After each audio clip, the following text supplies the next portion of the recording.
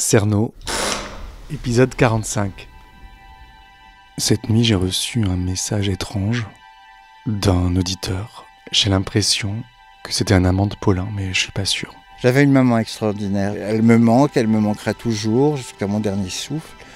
Mais j'espère un jour la retrouver. J'espère la retrouver un jour. Il est beau, mon Julius, il est beau, puis il est gentil.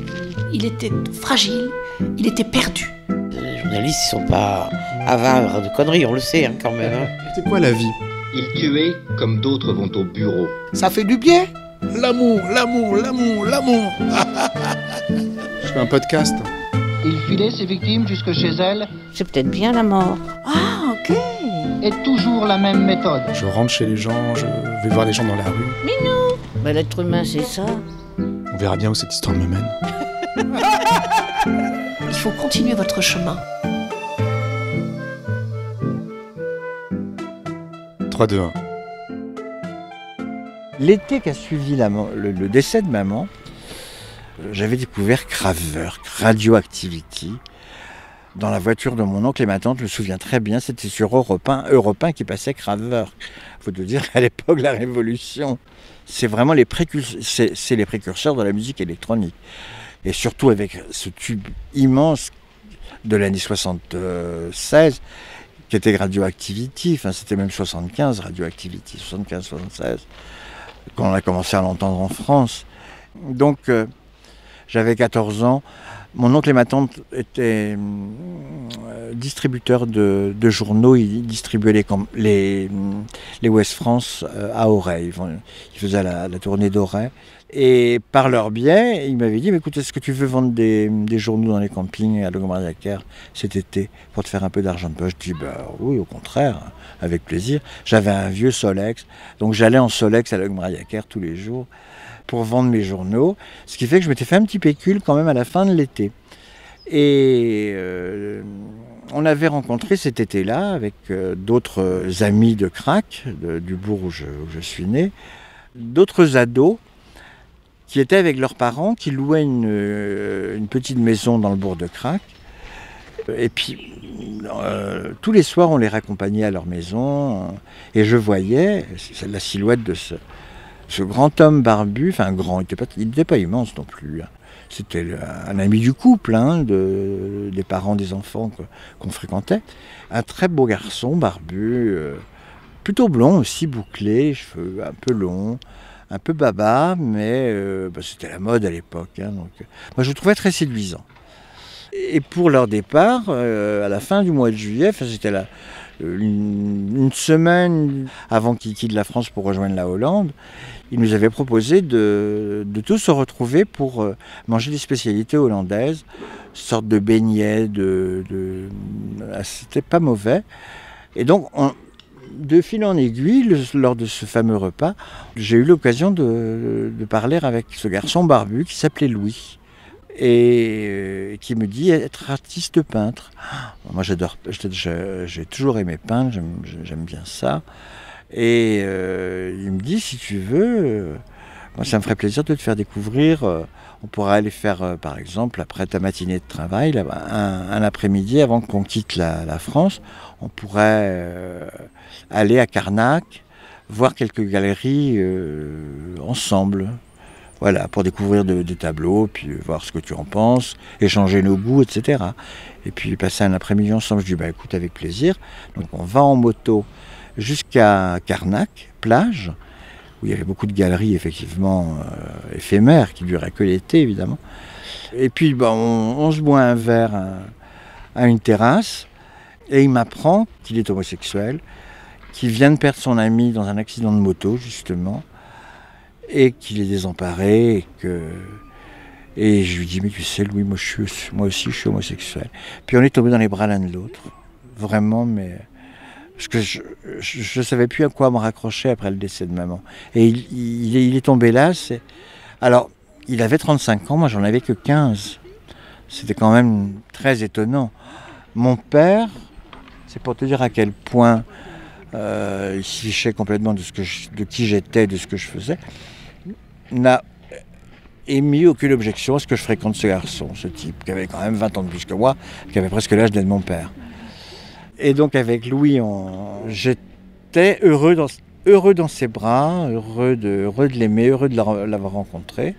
Et je suis tombé amoureux, mais de quelqu'un qui vivait à 1000 km facilement de chez moi, quoi. Ce qui n'était quand même pas évident. Et puis ensuite, je me suis retrouvé au pensionnat. Et au pensionnat, je ne pensais qu'à Louis. Mais en même temps, j'étais un peu amoureux aussi de quelques terminales qui ne me déplaisaient pas parce qu'ils étaient quand même... Je trouvais que Louis, c'est quand même étonnant, 35 ans, je trouvais qu'il était un peu vieux. C'était quand même bizarre. À l'âge que j'ai maintenant, je me dis, mais non, 35 ans, c'est le plus bel âge pour un homme. Et à l'époque, ben non, j'étais un peu attiré par de la chair un peu plus, pas fraîche, pas ça que je veux dire, mais par des gens plus jeunes, tout simplement, des terminales.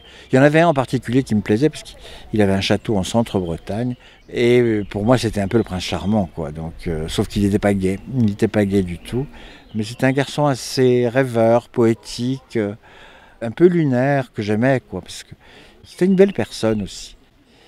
Et ça a été un petit peu un drame, parce que je m'étais attaché à Louis énormément, j'étais très amoureux de lui, mais tu sais, les amours lointaines, comme ça, loin des yeux, loin du cœur, un petit peu. Hein.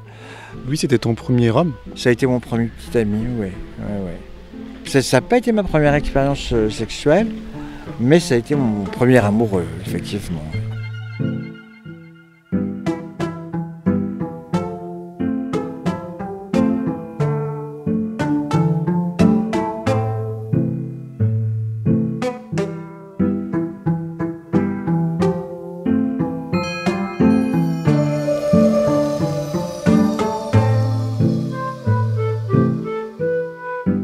Moi, je suis un grand fan de Louis II de Bavière. C'est un personnage qui est très méconnu, que peu de gens connaissent, mais qui est beaucoup plus complexe et beaucoup plus riche que le roi fou, le roi qui a construit 3-4 châteaux complètement délirants. C'est quelqu'un de beaucoup plus riche, et puis surtout le mécène de Wagner. Et Louis II est un personnage très très attachant et très... Je me sens proche de lui, souvent. Par sa solitude, un peu sa misanthropie qui s'est installée avec le temps. Et c'est quelqu'un qui a, un peu comme moi, survivre à des abandons. Et puis en 83, étant fan de Louis II de Bavière, j'étais allé voir à Paris spécialement, alors que j'étais en vacances à Quiberon, la version restaurée de Ludwig, le film de Visconti, que je voulais absolument découvrir, mais le jour de sa sortie. J'ai pris un billet de train juste pour aller voir le film de Visconti. Et puis après le film, je me dis, je me ferais bien un sauna pour me détendre, diffuser une chaleur à Paris. Je suis allé au fameux sauna qui s'appelle Continental, que beaucoup de gens de mon âge auront connu, qui a fermé depuis, bien sûr, mais qui était un petit endroit de paradis à 2 pas de l'Opéra de Paris, avec une piscine en sous-sol, mais une grande piscine. Et on pouvait déjeuner ou dîner autour de la piscine, il y avait un petit restaurant. Enfin, c'était un endroit magique, c'était aussi un endroit de drague, il ne faut pas se leurrer. Donc je flash sur un très bel homme, blond. Je ne jurais que par les blonds aux yeux bleus à l'époque. Je flash sur ce très beau type qui me tournait autour, je lui tournais autour, puis bon, il s'est passé ce qui s'est passé. Il s'appelait Roland. Ça a été ma relation amoureuse la plus longue. J'ai passé des bons moments au creux de ses bras, vraiment, je peux le dire. À cette époque-là, vraiment, c'était une époque de... Tout était facile, tout. Les choses nous tombaient dans les bras sans qu'on ait besoin de demander quoi que ce soit. C'était la magie de cette époque. Hein. C'était juste après l'élection de Mitterrand, il y avait une réelle effervescence.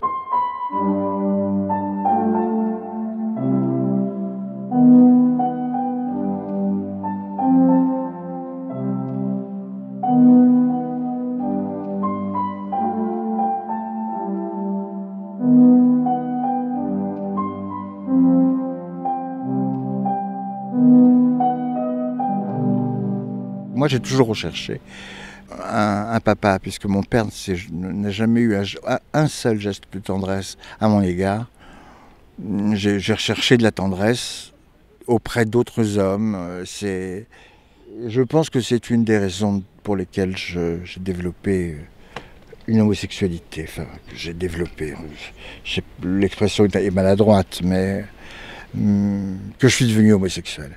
Besoin d'être paterné, d'être rassuré, d'avoir des repères, enfin, quelqu'un qui te donne peut-être un peu d'autorité aussi.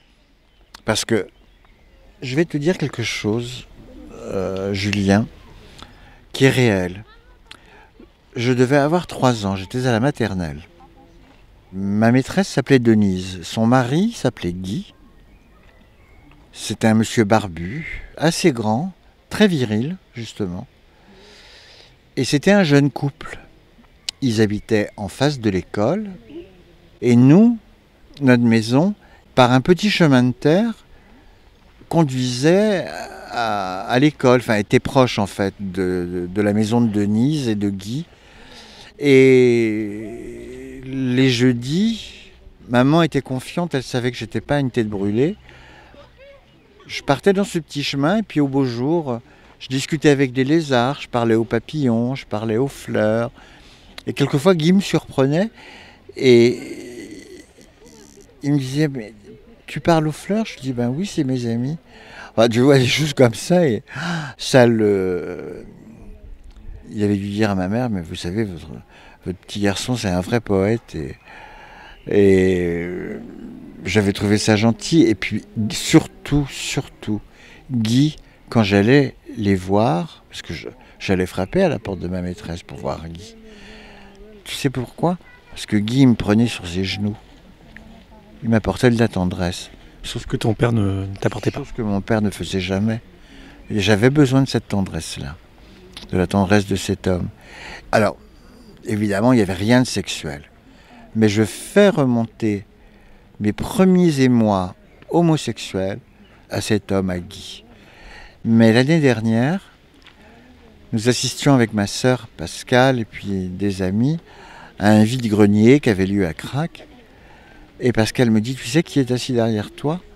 Je dis « Non, c'est Guy, le mari de Denise. » Je suis allé le voir. Je l'ai embrassé, je lui dis « Guy, vous vous souvenez de moi, je m'appelle Loïc. » « Ah, Loïc !» Mais bien sûr que oui, je me souviens de toi. Et je lui ai dit, tu sais Guy, je t'ai beaucoup aimé parce que papa il s'est jamais occupé de moi. Toi, tu me prenais sur tes genoux, tu m'apportais de la tendresse. J'en avais tellement besoin. Il m'a dit, t'es gentil. Mais ça venait du fond du cœur. Et ça m'a énormément touché. Et j'ai été content de pouvoir le lui dire. C'est quelque chose qu'on ne peut pas écrire à quelqu'un. C'est trop intime, c'est trop... Ça peut être troublant. Mais là, j'ai pu le lui dire et ça m'a fait un bien fou. Je me suis senti léger après.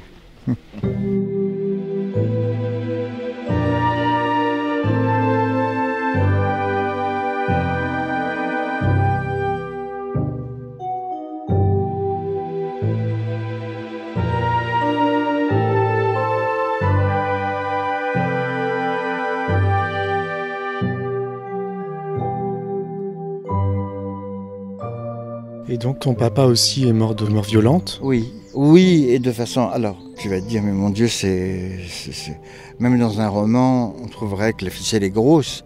Mais tu sais que la personne qui a renversé mon père en voiture, alors qu'il était, lui, sur le bas-côté à vélo, parce qu'il y avait belle lurette qu'on lui avait retiré son permis. Il était alcoolique, hein, mon père, en plus. Donc, jaloux maladif, alcoolique. Et il s'est retrouvé... Il revenait d'une kermesse, c'était un dimanche soir, je crois, oui, je pense que c'était un dimanche ou un samedi. Il revenait avec énormément d'alcool, puisqu'on lui a prélevé du sang pour savoir quel était son taux d'alcoolémie, qui était quand même très élevé, je ne te le donnerai pas, mais c'était impressionnant. Mais le chauffeur n'a pas été inquiété, pour la bonne raison qu'il était chevalier de la Légion d'honneur, et que c'était l'ancien maire de Crac, du bourg de Crac. Ce sont des gens qui sont à l'église tous les dimanches. Et quand ils ont laissé mes 2 petites sœurs sans leur papa, parce qu'elles vivaient encore sous son toit, eh bien, il y a pas eu un mot de condoléances, ils n'ont pas insisté aux obsèques. Enfin, ils ont été honteux sur toute la ligne. Honteux, honteux, honteux. Et donc ce type, qui forcément, c'était dans l'agglomération de Crac, donc c'était dans le bourg, devait rouler certainement à plus de 50 km/h pour causer la mort de mon père. On ne l'a jamais inquiété, tout simplement parce que c'était un notable. Selon que vous serez puissant ou misérable, c'est la fable de La Fontaine. Et alors ce type, qui était le maire de Crac, c'est lui qui avait signé le contrat de mariage de mon père et ma mère. C'est quand même fou que ce soit lui qui ait renversé mon père et mis fin à ses jours.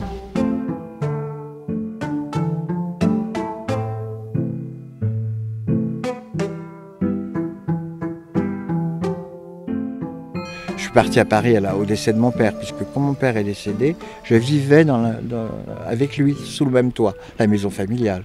Et bien, tu me croiras si tu veux, mais mon frère, au décès de mon père, le lendemain a fait couper l'eau, le gaz et l'électricité dans la maison. Ce qui fait que ça voulait dire, pour moi, tu dégages, hein. T'es pas chez toi. Le soir des obsèques de mon père, il a fallu que je dorme à l'hôtel. Je ne pouvais pas dormir chez moi. Il n'y avait pas d'électricité, il n'y avait rien. Et c'est comme ça que j'ai débarqué à Paris en octobre 86, tu vois. J'ai accepté la proposition de Daniel, qui était de tout quitter dans le Morbihan et de vivre un nouveau départ à Paris. Qui était Daniel ? Daniel, un de mes meilleurs amis, il y a un très bon... Alors, Daniel était l'ami d'enfance, pratiquement, de collège en tous les cas, et de lycée. Ensuite, de Muriel, la chanteuse de Niagara. D'accord, donc nouveau départ à Paris. Un nouveau départ dans son petit studio, avenue du Général Leclerc, à Alésia. On vivait à deux dans un tout petit espace, mais on a réussi à se débrouiller. Et puis, à un moment, il m'a dit, ce serait bien quand même, Loïc, que tu essayes de trouver quelque chose, parce que j'avais tendance un petit peu à m'installer. Et par le biais de mon travail, puisque très vite, j'ai commencé par trouver un poste de vendeur au téléphone, pour vendre des encyclopédies Larousse. Enfin, ça, je ne l'ai pas fait très longtemps, même si j'étais plutôt bon vendeur, ça marchait plutôt bien. Mais j'ai vu cette annonce Ipsos pour les enquêtes. Et ça, je me disais, mais c'est ça qu'il faut que je fasse. Parce que là, j'ai rien à vendre. Demander leur avis aux gens. Moi, j'aime les gens. Donc, du coup, j'ai rejoint le staff d'enquêteurs. On était nombreux. Hein. Et en 89, j'apprends que les jours où je ne travaillais pas pouvaient m'être indemnisés par Pôle emploi. Et je vais m'inscrire à Pôle emploi pour justement pouvoir bénéficier de ce complément de salaire. Et parce que je tirais le diable par la queue un peu à Paris, hein, quand même, faut pas rêver, quoi. J'y vais dans des petits hôtels meublés, c'est tout ce que j'avais trouvé, mais parce que j'avais pas de caution, j'avais plus de parents, donc c'était très compliqué. Mais finalement, donc je vais à Pôle emploi pour m'inscrire, et il y avait une annonce au Crédit municipal de Paris. Alors je savais pas ce que c'était que le Crédit municipal, c'était une banque, je me disais, bon, pourquoi pas, essayons. Ma candidature a plu, j'ai été recruté, très rapidement j'ai commencé. En revanche, ce qui a posé problème un petit peu, c'était que mon chef de service, M. Larcher, était un type absolument odieux, homophobe au plus haut point, au dernier degré, vicelard, mettant la main aux fesses facilement des employés, des jeunes employés, surtout les petits stagiaires. Enfin, vraiment quelqu'un de très antipathique, quoi. Monsieur Larcher ? Larcher. C'est ça le rapport avec Thierry Paulin ? Alors attends, on y arrive. Monsieur Larcher ne me supportait pas, pouvait pas me voir en peinture, parce que j'étais homo. À tel point qu'un jour, j'avais une petite bronchite, donc je toussais, et à côté de moi travaillait Nicole, une gémologue qui était là pour l'expertise des pierres et puis l'expertise des prêts qu'on faisait. Et Monsieur Larcher, s'adresse à Nicole en disant « Écoutez Nicole, j'espère que vous êtes bien protégée parce que ça tousse par ici, hein, on dirait. » Alors, il parlait de moi, hein. Ça tousse. Avec toutes les maladies qui traînent en ce moment, vous voyez ce que je veux dire, Nicole, hein. Elle lui a répondu « Écoutez, Monsieur Larcher, allez faire vos blagues à 2 balles ailleurs, hein, s'il vous plaît. » Parce qu'elle ne se gênait pas, elle n'avait aucun rapport de hiérarchie avec lui, hein. Et donc le voilà qui se casse. Mais c'était toujours des réflexions dans ce genre-là, quoi.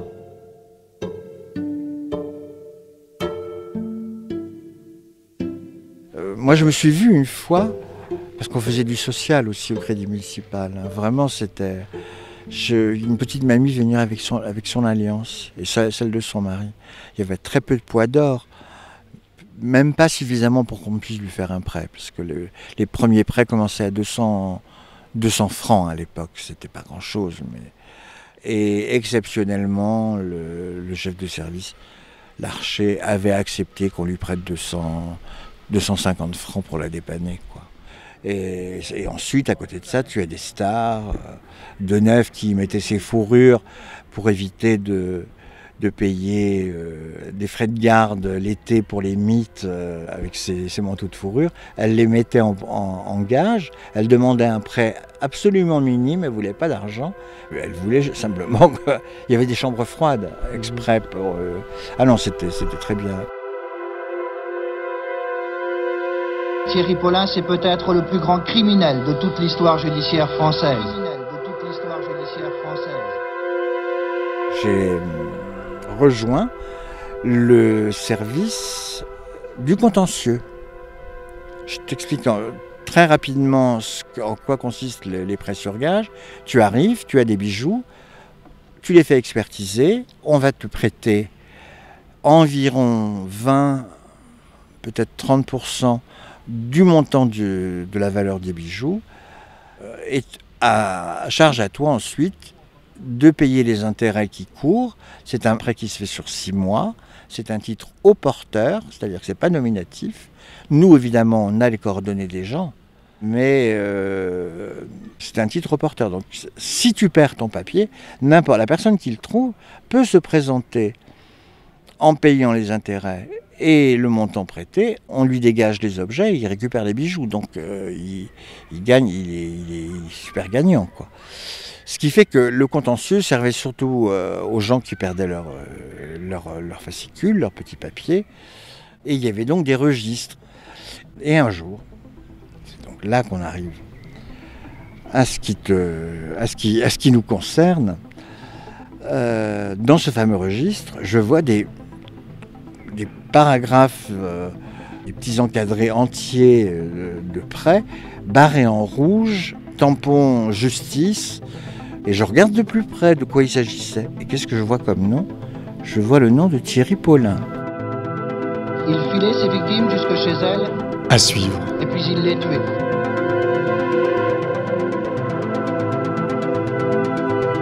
Chers auditeurs, si comme moi vous souhaitez que cette anti-enquête dure longtemps, vous pouvez désormais me soutenir, participer, écouter l'épisode suivant en avant-première et faire partie d'une communauté d'auditeurs. Pour cela, rendez-vous sur patreon.com/Cerno. Tout vous sera expliqué sur le site. Je répète, patreon.com/Cerno. Cerno n'existerait pas sans Théo Boulanger, c'est lui qui compose toutes les musiques. Et France Gall. Merci beaucoup et rendez-vous dimanche prochain. D'ici là, ne laissez pas traîner vos grands-mères.